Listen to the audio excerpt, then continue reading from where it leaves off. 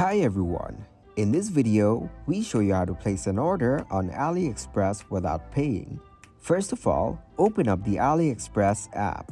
Once you get into its app, scroll down and find out the product which you want to order. Now tap to view any product you're willing to buy.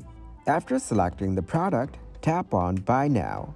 You can select its color, wattage, and length according to your preference. After selecting the things according to your requirements, click to continue.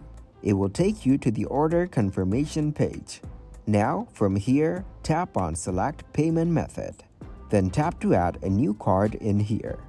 After that, the card information pops up and enters your card number, name, CVV.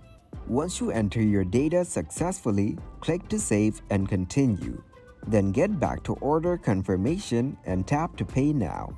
If the payment process won't be completed, it's because the card is empty right now, but you can order it later. All you have to do is tap on your account icon from the bottom right corner. Then click on To Pay and try again to pay now with the same card number and everything.